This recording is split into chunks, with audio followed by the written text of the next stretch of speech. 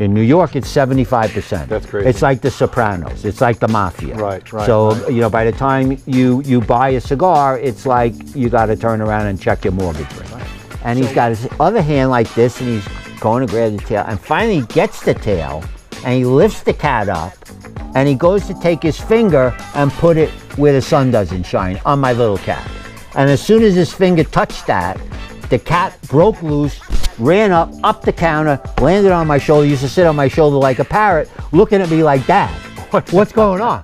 I said, holy Christ. Oh my God. So I go into the humidor and I say, what's with your kid? He goes, what do you mean? I said, what is he, studying to be a proctologist or something? He's grabbing my cat's tail, he's looking to turn around, and I don't know what you're talking about. I said, you know something, not for nothing, between, you know, the $38 worth of stuff you wrecked, you know, why don't you know, hit the trail, you know? Oh, you can't do that, I'm a brand new customer. And I said, you know something, and he had probably about a $10 cigar in his hand. And I said, yeah, you're a brand new customer. I said, you know something, take that cigar, put it in your pocket. It's free of charge under one condition. You never come back into this store. I'm a customer, I'm a new customer. I said, I have been in this business 20 years without meeting you. So I want to go another 20. Without seeing you again. Period. Hey guys, Eric with Muscle Cars with Eric, and I have got my friend Richie Cucharo here, and we are in another episode of Cars and Cigars. And dude, I'll tell you, the weather, this is what, February? You're from the east, in Long Island, Correct. And I'm from Michigan, and they're freezing their hoochies off there. And we go, what, 70 degrees here in sunny? Today, but we were freezing November, December, and January, with all due respect. But freezing is all relative. It wasn't single digits and teens and well, windshield when I got below up zero. one morning, it was 29 degrees, I was looking for a scraper. Yeah, and I don't have any scrapers in Arizona. Yeah, indeed. So today's episode, we're going to be talking about this really cool cigar you brought to me. Excellent. We're blessed. Oh, well, I'll tell you what, whenever I have you here, I'm blessed. We are blessed today, and we have to first and foremost, a huge shout out to Forge Cigars, which is one of the branches of General Cigar, the Monster General Forge, Cigar. like F-O-R-G-E? Forge, like forging ahead. Okay. We're going to drop the link below. Yeah, Forge Cigars, the brand assignments of Forged are Partagas, La Gloria Cubana, etc., etc. And Bobby Toro, who is a young man I've known, I work with him in Nat Sherman. He joined Forge not too long ago. He knows about us. He loves our videos, and he sent us the new Partagas Cortado, which is right here. Ooh. And I'm excited for a bunch of reasons. For those of you that know Partagas, Partagas is an ancient premium brand, still made in Cuba, General Cigar owns it outside of Cuba. Wow. But the common thing that everybody knows about Partagas is they're never made pretty much outside of the Dominican Republic. This is the first Partagas made in Nicaragua. Oh, no kidding. And it's highly complex. You're talking about they took a Connecticut seed and grew a Connecticut wrapper in Ecuador. They have an Indonesian binder. Let me hold you right there. Sure. Let's light these suckers up so we can talk about them while we smoke them. Well, and hey, smoke them if you got them. But more importantly, I know all you guys, Toros, Robustos, Pyramids, Churchills, big cigar guys, and they do have bigger sizes, but my favorite size is a Corona. And it's more of a, I want to use the term elegant, but maybe elegant isn't the right term to use for guys. It's more of a gentleman's cigar size as opposed to a crushing it cigar size. Is that what would you say that? Well, I'll tell you one thing about Coronas. Last video we made, we had a Lancero, which is a very long and thin cigar. That was a great cigar. I believe the smaller ring gauge and the shorter size lets all the ingredients fire up and turn on quickly and gives you pretty much a lot of the taste and flavor that this cigar offers quickly, as opposed to smoking a larger cigar. So, as I said, binder from Indonesia, wrappers Ecuadorian, filler Honduran, Mexican, and Nicaraguan. So this is a very complex blend, but what surprised me and what really got me excited was when he sent me these Coronas. You know, I Googled Partagas, Cortado, Corona, and what came up was a review from a very renowned website reviewing this exact cigar, and these guys are highly critical. Wow. And they gave it a 91, which blew my mind because Dude, normally... so we're smoking a 91 rated cigar. Oh yeah, and the yeah. other sizes, you know, if you're a Toro guy or a Robusto guy or church, you know, they're out there for you. If you're gonna, the other nice thing about Coronas is they're usually the lesser price out of, you know, because less tobacco's going into them. Right. But, you know, for a half-hour smoke, of which maybe we're going to get done in 15 minutes or whatever. I can understand that. So again... Yeah, I like puffing on my cigars when I get them rolling, man, I'm telling you. Thanks to Forge Cigars and Bobby Toro. We appreciate it. And when I told them how much we appreciated it, you know what they did? They said, well, you know something, we like you guys, so we're sending you the next one. So, God bless them. So That's the next cool. cigar after this one, at a later date, I know what it is, I'll keep it a secret. It's absolutely one of my stone cold favorites. It's still being made in Cuba today, but this is the other than Cuban part. Right. And that's another story for another day. But again, Forged, Bobby, thank you very much. This is really a very, very nice cigar, and it's really it lights easy, and it smokes easy, and like oftentimes, you know, like sometimes I'll smoke a cigar and it'll be a really hard draw, like right off the bat. Well, that's not by design ever. Well, of course not. I know, but this one is like absolutely wonderful, and you can look at the inside of it here, and I see it's like every little space is almost symmetrical. It's like the people that roll these cigars know what they're doing. Well, they have to. They do. They have to, and you know the challenge of all this wrapper, binder, filler. You know, all of you cigar folks out there. Let's say you've been smoking the same cigar for 10 years. I know, you know, I'll pick up a Macanudo Portofino, you know, in a tube, which is a Lancero, every now and again. This has been going on for 25 years. They taste exactly the same as they did 25 years ago, which is a testament in Forged and General Cigar, testament to their powerhouse. When you can buy a Partagas number 10, which is probably one of the greatest Partagas cigars in the world, pick one up if you can, that cigar has been out on the market for 30 years. How could they continue to amass the wrapper, binder, and filler to make these consistent over decades? Power in purchasing power, power on the farms, power with the growers, stockpiles of tobacco which continue to age and continue to be made year after year after year. So the Cortado is new, based on its ratings. Now they are going into Nicaragua, which now, is I got a question very, for you very regarding the powerhouse and all that other stuff. And I got a question for you. And I've often thought of this, and I've never asked you this before, so I'm going to ask you now.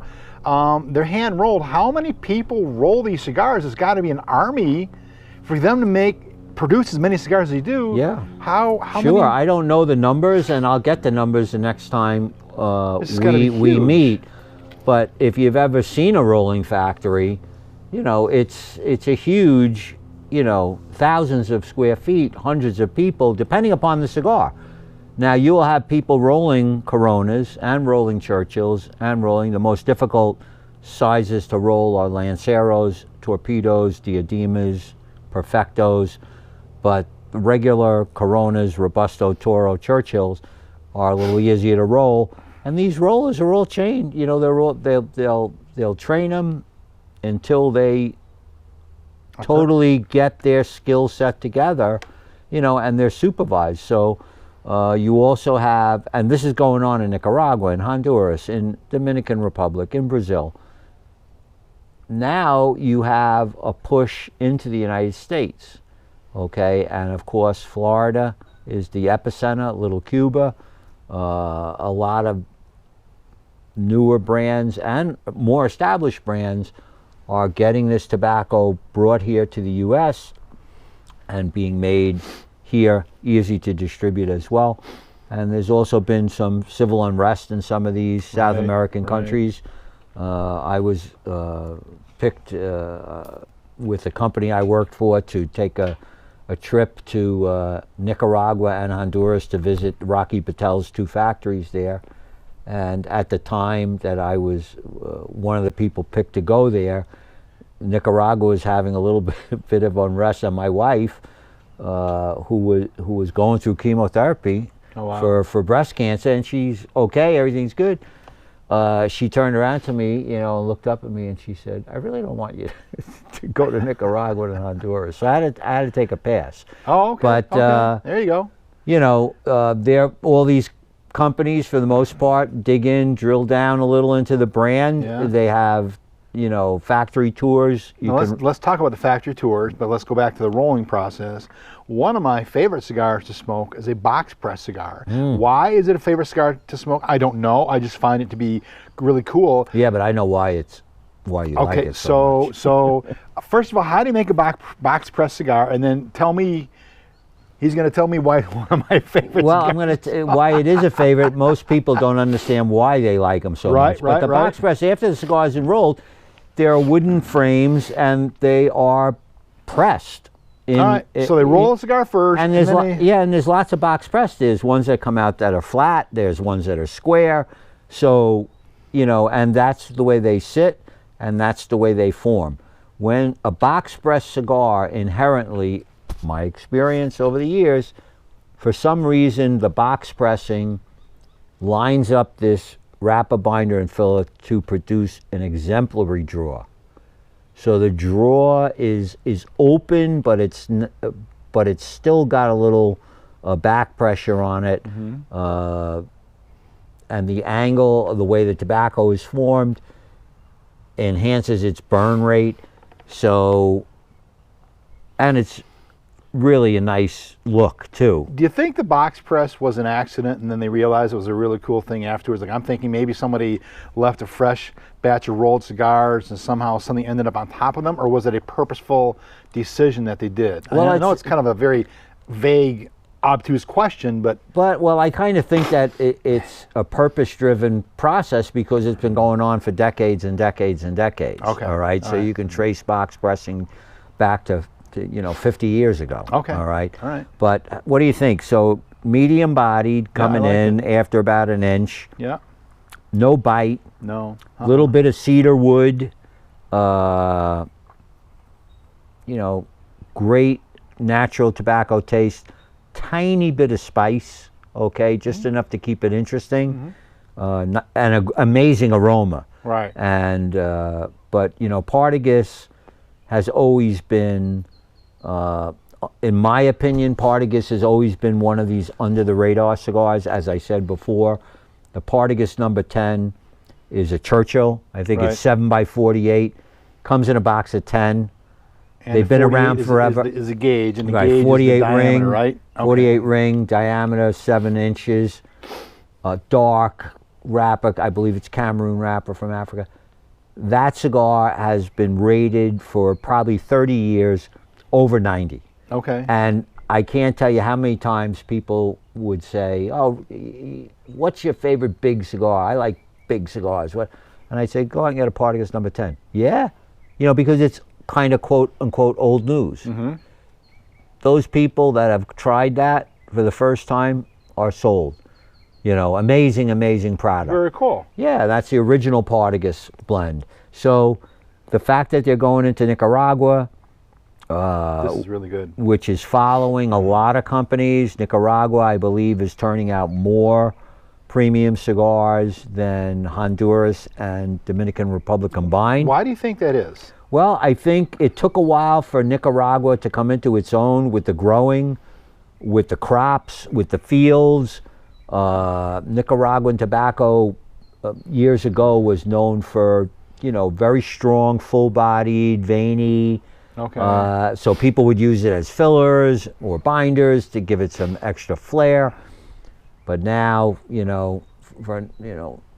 I'm sure our listeners and viewers are smoking Nicaraguan cigars, and that not every one is a knockdown, buckle-up stick. Right. Okay. Right. So they've come a long way and there are companies that are grounded in Nicaragua. Look at Padron, one of probably the most successful cigar line on the planet outside of Cuba, all Nicaraguan. Oh wow, okay. You know. Now, do you think part of that may have to do with the bad storms of the last, say, decade that may have hit other islands as opposed to Nicaragua, or is it just, like you said, the maturity of Nicaragua itself and the growing and the plantations and the farms and their experience? I mean, just one, because I know last time we talked, you said one of the islands had their entire crops like devastated by the hurricane. Cuba, right? The prime growing region of Cuba was just destroyed. Wow. And it couldn't have come at a worse time, because look, for those of you that I'm a Cuban cigar guy and I get it, they're good. What makes them different? Well, they're from Cuba, so that tobacco is grown in soil that's indigenous to that region of the world. Of course, it's going to turn differently. You like Cuban cigars and you're able to get them, you're probably paying now, within the last 45 days, they raised all their prices 50 to 100% because of this storm.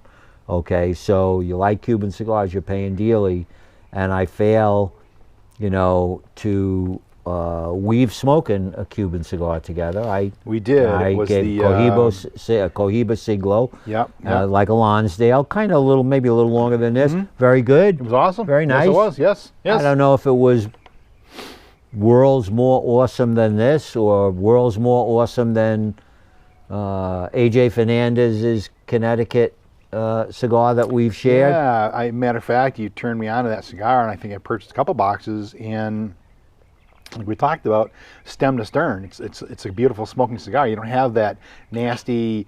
My wife is a cigar smoker, and she's behind the camera here right now, but she calls it a plasticky taste. When a cigar gets down, it's all that nicotine that's built up in there. Well, you know, something to each his own, and I'm the type of guy that, you know, you realize these cigars, I think every cigar goes through 3 tastes. The first third, the second third, and the last third. A lot of people dump them before the last third because they do pick up more nicotine, more tar, more taste, more strength, more intensity. I like it until I don't like it. Okay. Yeah. Fancy that, right? Right. But when I like red until I don't like red. But that AJ Fernandez cigar that we smoked, and you could look it up on Eric's site, that cigar is uncanny because after about an inch, it stays at one level of strength and consistency until you're finished with the nub. Right. Very interesting cigar. Just a little bit of nub there. And I'm anticipating that being the case with this. Now, interestingly enough, you last time we were together, you indicated to me that all the wrappers go in a certain direction. So you can always anticipate when you need to peel the wrapper off to smoke some more of that cigar. Oh, the band. I meant the band. I'm not the wrapper. I meant the band. Yeah. Well, so this counterclockwise, clockwise, does it matter? Well, it's counterclockwise all right, for the most so part. That's counterclockwise. But again, you're talking about people that make cigars, then there are people that put the bands on them. And right. if they don't do this right, when you pull it off, you'll pull off part of the leaf. Right. So the cigar is wrapped one way and the band is wrapped the other way, so you do not pull off that leaf of the cigar. Well, they got to watch the glue, the adhesive right. that's on here, right? Yeah, yeah. But this is a great cigar coming down, you know, maybe an inch and a half. It's really cool. It's picking up a medium plus strength, but the taste is a lot of hardwoods, a little bit of bacon spice, just a little spicy, a little kind of like, I don't know, toasted bread, crisp toasted bread. Okay. And I like this. I think that this cigar is probably, I would say around $6. Okay, which is not a bad. Depending upon where you are, friends in the Northeast are getting clobbered in New York, and they're getting clobbered in Massachusetts. We're not getting clobbered here in Arizona. We got a couple of nice cigar places as well. We have great cigar stores here, and I'm sure. Look, when you guys if you want a cigar, where you going? You go to brick and mortar. Brick and mortar is, you know, very important. These local retailers, as I was, business is hard no matter what business it is. The tobacco business is even harder, okay? Because of what, taxes? Not only that, and the political climate as well, all right? Of course. Eric mentioned his beautiful wife, Dawn. She's smoking a flavored cigar I brought her. It's flavored with Freeport rum from Jamaica. Well, the federal government over the last few years has, is looking to ban quote-unquote flavored cigars, okay? Now, their reasoning is, oh, kids are smoking strawberry Dutch Masters and they're going to get hooked in this, that. Well, number one, these products are not to be sold to somebody under 21 or 18, depending upon the state's jurisdiction. Right. That's where the problem is with the retailers. So a retailer that sells a kid a cigarette or a cigar, something, if you tell them, hey, look, you get caught, it's 1 year in jail and $10,000 fine, period, you'll solve that problem. Pretty quickly. But the fact that the federal government feels they can tell adults what they can smoke or not smoke, I find is ridiculous. Now, it looks like that might be put back on the table without an approval. Taken off the table. Yeah. Well, it's on the table now, but they keep jumping back and forth, and now the opinions are able to be shared with the federal government. And you're saying, why? We don't have any kids coming in and buying, of course not, a $5 premium cigar. Right. We don't have any kids coming to buy any tobacco because we don't sell it to them. Right. So, well, listen, this is, again, we want you, if whatever state you're in, to go to your own retail establishment. I'm sure some of you in high tax areas, well, I have to go to the internet. I love my retailer, but I don't feel like paying 75% tax in New York or 40% tax in Massachusetts. I don't like driving to a store. I don't want to get any door dings in my new truck. So I'll go to the cigarthief.com, which is one of my favorites, because I can buy. We're going to drop the link below. Well, I can buy $20 worth of cigars from them, and they'll put it in a package and mail it to me, and they won't charge me shipping. Right. So That's if they perfect. say it's $20 or $50 or $100, that's what is. my credit card's getting charged. So I like them, Absolutely. and I also like them because it's not a multi-zillion billion-dollar business. Pentagon operation. Right. It's a family operation, small, regular. Cigarthief.com.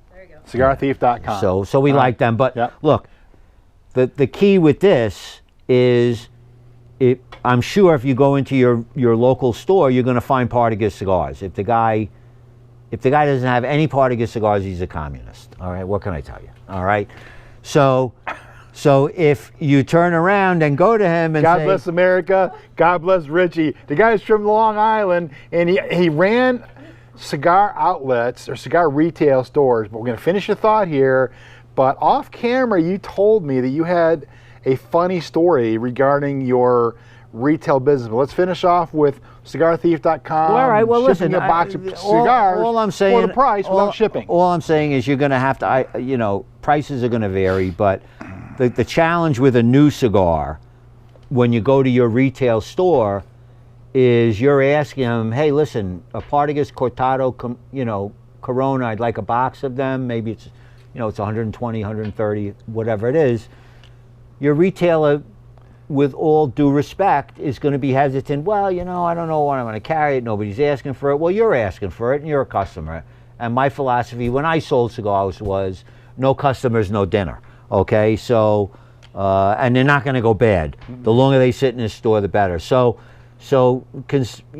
be considerate of your shop owner, but your first attempt should always be to your retail store to keep this guy going. Right? Before I was a YouTuber and a nurse, just prior to this, I was in sales for 23 years, and there are two rules in sales. The first rule is customer's always right. The second rule is refer to rule number one. Wow. The customer's always right. And I developed a really good name for myself in the cellular phone business back many, many years ago. And a portable phone was, remember the old Motorola brick phones? Still have one. Yeah, does it work? I don't think it works. I have my Motorola. I have my Motorola Razor from 1999. Yeah, there you go. And forget about phones. I just switched phones after 7 years. Yeah, but that's a whole other story. Right. Now, how do you like this getting down I do even like further? it. Actually, it's pretty cool. Eric, I like the color of the ash right there. It's a really neat gray. It's a very light gray. It's like almost a dove gray but color. it's a very crisp burn, very well made, really nice taste. It's burning nice and even. Check that out. Look at that. That's really cool. I like that. You know, Eric is funny because Eric said, you know, I'd like you to, you know, when we socialize, you know, we always end up talking about, you know, things in our past and everything. And he said, I want you to have a funny story. And, you know, I thought, but I also realized that we're cigar people, right? So, yeah. And we talk about retail stores. I had a bunch of them. So I remembered a story. When I was at the pinnacle of my retail success, I had a great store. I owned my own building. I drove this is 1997. My ride at the time was a 1990 Turbo Bentley. Okay. All right, red. Oh, nice, okay, nice car. Nice. And my store was in a zip code on Long Island that was surrounded by some of the wealthiest zip codes in the Northeast. I had celebrities. I had financial titans of industry as customers. Had and I also had a lot of new money, young money. So, you know, we're talking about, at that time, I was probably, you know, in my 40s, and there were a lot of moneyed customers in their 30s. And, you know, I used to open the store on Saturday mornings super early, and I had a walk-in humidor. I had a beautiful small humidor, but it was like a library, and as our viewers know, depending upon the walk-in humidor you walk into, a lot of cigars, we took the cello wrap off of these, the cellophane. Mm-hmm. There's a lot of the better cigars out there. They don't have cellophane. These are the, you know, the super premiums. And we had lots and lots of them. And because it was a small humidor, you know, and I had shelves from probably 14 inches off the floor all the way up, we had a little ladder to get to them. So I was there early one Saturday morning, a beautiful brand new 1997 BMW 850, the V10, right? Big one, yeah. Oh, spectacular car. It was a $100,000 car back then. So a young guy comes out, he's like in his 30s, and very well dressed, early Saturday morning, like dressed for the golf course, I guess, right? It was a beautiful spring day, and he brought his son. So now I don't have children, so he was like this big. So whatever age that is, I don't know, 5, whatever it was. I don't know. So now also in my store, you'd walk through, I'd have 2 like chairs like this on either side. And I always had cats. Either one cat, I loved having cats.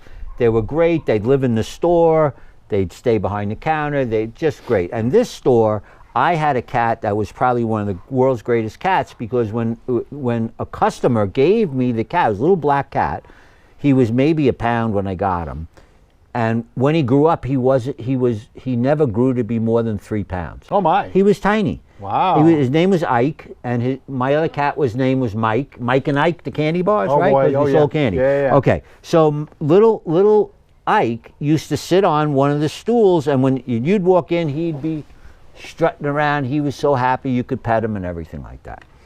So this new customer, never saw him before, comes walking in with his son. Good morning, good morning. And I said, complimented him on his car. I said, boy, that's a beautiful car. You know, we had a beautiful BMW dealership right up the road. He says, yeah, I just got it. He says, how you like that old rag you're driving? And that was, you know, it took a long time to get a Bentley. You know, I grew up selling Milky Ways and Marlboros, and that was my baby. So that kind of pissed me off, but we'll move on. So I had one camera. This is before the days of cameras everywhere, computer. So, but I had cameras in the humidor. So he walks in with his son, and within 1 minute, the kid starts trashing all the cigars at eye level. So he's going like this, the cigars are flying off. And I'm looking at this, I can't believe it. So I walk in, I go, ho, ho, ho. What the, you know, what are you doing? And he looks like it was nothing. And I said, listen, you know, I picked up the cigars, and I said, look, he can't be in here with you. I said, you know, he's all right, why don't you go sit on the chair and play with his cat or something? So I said, all right, you know, so I'm picking up, and I took the cigars that were damaged because they hit the brick. Right. My floor was brick. They hit the brick. You know, it's $10, $8, $6, $4. So I bring them up behind the counter. So now I'm behind the counter. He's perusing the selection, and little Ike is all excited because somebody's going to play with him. So he goes to pet the cat, and he's doing his little dance, and he goes to grab my cat's tail, right? He goes to grab his tail, and can't grab his tail, and grabs him, and he's got his other hand like this, and he's going to grab the tail, and finally he gets the tail, and he lifts the cat up, and he goes to take his finger and put it where the sun doesn't shine, on my little cat. And as soon as his finger touched that, the cat broke loose, ran up the counter, landed on my shoulder, used to sit on my shoulder like a parrot, looking at me like, Dad, what's going on? I said, holy Christ. Oh my God. So I go into the humidor and I say, what's with your kid? He goes, what do you mean? I said, what is he, studying to be a proctologist or something? He's sitting, grabbing my cat's tail, he's looking to turn around, and I don't know what you're talking about. I said, you know something, not for nothing, between, you know, the $38 worth of stuff he wrecked, you know, why don't you, you know, hit the trail, you know? Oh, you can't do that, I'm a brand new customer. And I said, you know something, and he had probably about a $10 cigar in his hand. And I said, yeah, you're a brand new customer. I said, you know something, take that cigar, put it in your pocket, it's free of charge under one condition. You never come back into this store. I'm a customer, I'm a new customer. I said, I have been in this business 20 years without meeting you. So I want to go another 20. Without seeing you again. Period. And there's my, I guess, my funny cigar That's story. pretty crazy. Now, I got to ask you, how long did it take Ike to de-traumatize from that proctology experiment of a brat? He was very, you know, he was very hesitant going back onto his little stool there. But, you know, all the customers loved him, you know, and, you know, they would pet him. It's just nobody went to grab his tail, you know. And, but, you know something? These are people, right? You're in the retail business. Anybody can walk in the door. I can remember, you know, it was a little tiny store. I had 2 glass doors to get in and out, and I had a steel gate that electronically, you know, when we closed the store, we lowered it. At night, when the store was closed, we could lower it, count the money, bring it up.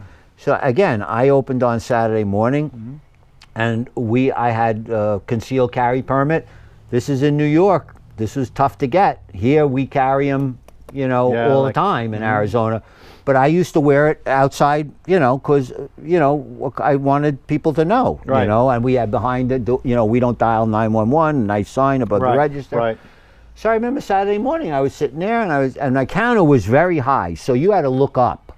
And it was by design, because if you were going to come to rob me and I ducked, you either had to climb up over the Almond Joys and Milky Ways and you're going to get popped, or you had to walk around the side and you're going to get popped. So that it was done by design. Nice. So I was standing up looking down. This young man came in and he stood in front of the counter. I said, can I help you? And he pulls out a knife about this big. Give me money, man. I said, what? Give me money, man, I cut you. And he obviously didn't see the hog leg. I couldn't see the gun. And I pointed, and I reached under the counter and pushed the button, and the gate began to come down. So now he's looking at me, he's looking at the gate, and I said... He's rethinking his decision. Do you believe in God? Huh? I said, well, you're going to meet him. You know, out of all the places, right? And then I asked him how much money he had on him, and he pulled out, I think it was $11. I said, put it on the counter. Put his $11 on the counter. I said, all right, you've been robbed. Gate went up, out the door. So good for you. What are you going to do? And I had that $11 in a frame for many, many years. My ex-wife burned them, you know, on a divorce. It was very sad. That's very sad. Either that or used them. You never can tell. That's pretty crazy stuff. Now, how many stores did you have in Long Island? 11. 11? Well, I had a couple in Westchester County. I started off in Westchester County with a convenience store. I was a junior partner in a really great convenience store with a fella, young man, this is 1979, who I still know today. Okay. He's 80-something years old.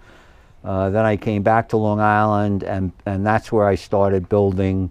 First, they were discount cigarette outlets from 1983 up until 1993, and then when the cigar business, it was obvious, the cigar business was busy, it was good.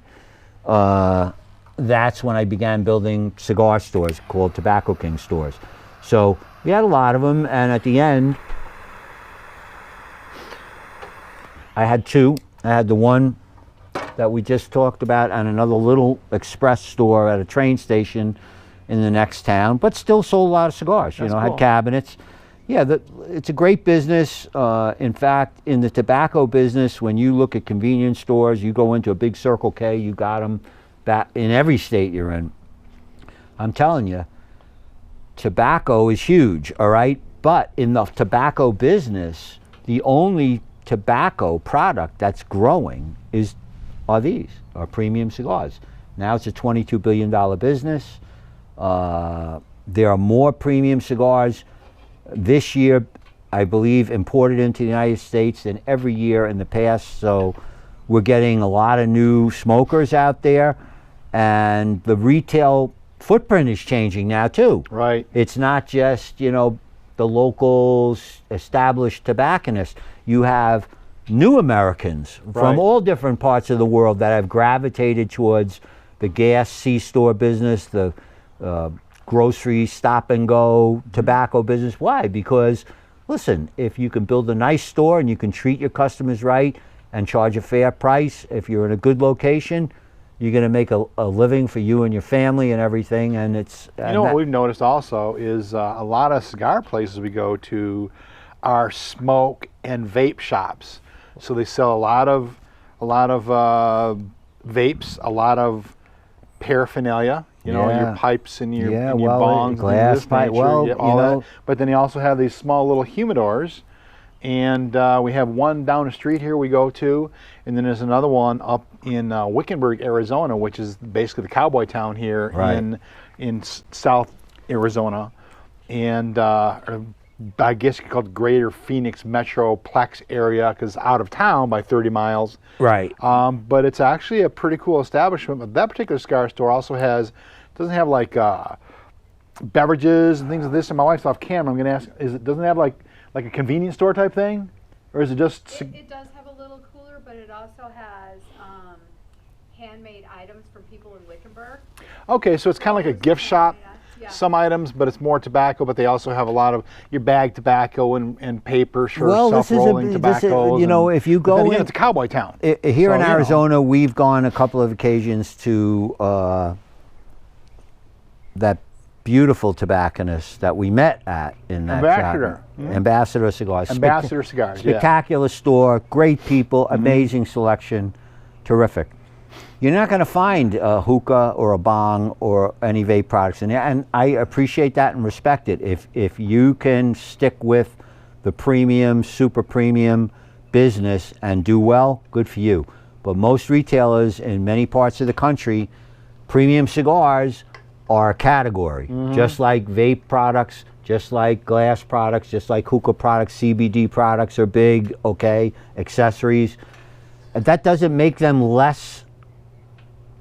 lesser types of retailers. Right. They just don't discriminate against money. Right. Okay, That's so if smart. you want to pack a Marlboro and Wrigley's gum like at my store, and an Almond Joy, a cigar. Correct. Yeah. So you're golden. Retail platforms changing. The internet has really done a lot to help the business.